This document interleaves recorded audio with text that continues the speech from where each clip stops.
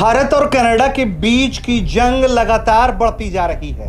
भारत और कनाडा के रिश्तों में आई तल्खी अब अपने चरम सीमा पर है। यही कारण है कि कनाडा के विदेश मंत्री का जैसे ही बयान सामने आया, भारत के विदेश मंत्रालय ने भी सामने आकर कनाडा के विदेश मंत्री और कनाडा के हरकतों को लेकर उनकी फटकार लगाई है और उनके आरोपों को सिरे से खारिज कर दिया है। भारत ने कनाडा को अल्टीमेटम देते हुए कहा था कि वो अपने 41 राजनयिक यहां से वापस बुला ले, क्योंकि भारतीय अधिकारियों की संख्या के मुकाबले कनाडाई अधिकारी भारत में बहुत ज्यादा हैं। ऐसे में अल्टीमेटम देने के बाद कनाडा ने अपने राजनयिकों को वापस बुला लिया, क्योंकि तमाम तरह की राजनयिक छूट भारत ने उनकी खत्म कर दी थी। जिसके बाद कनाडा की विदेश मंत्री मेलानी जोली ने कहा कि ऐसी कोई घटना उन्हें 40-50 साल की याद नहीं आती और उन्होंने इस पर भारत पर कई तरह के गंभीर आरोप भी लगाए।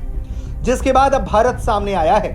भारत सरकार ने कनाडा को फटकार लगाते हुए कहा है कि हमारे द्विपक्षीय संबंधों की स्थिति, भारत में कनाडाई राजनयिकों की बहुत अधिक संख्या और हमारे आंतरिक मामलों में उनका निरंतर हस्तक्षेप नई दिल्ली और ओटावा में पारस्परिक राजनयिक उपस्थिति में समानता की गारंटी देता है।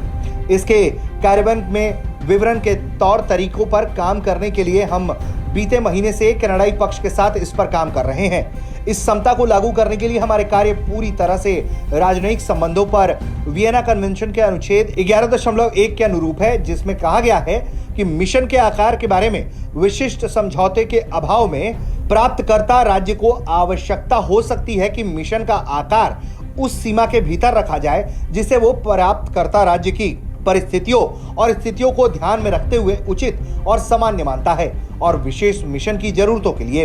इस बयान को जारी करते हुए भारत सरकार के विदेश मंत्रालय का कहना है, हम समता के कार्यान्वयन के लिए अंतर्राष्ट्रीय मानदंडों के उल्लंघन के रूप में चित्रित किए जा रहे सभी प्रयासों को अस्वीकार करते हैं। यानी कि जिस तरह से कनाडा ने राजनयिकों को वापस बुलाने के लिए भारत सरकार के आदेश पर छाती पीटना, शोर मचाना शुरू किया, उसे भारत ने पूरी तरह से अस्वीकार कर दिया है।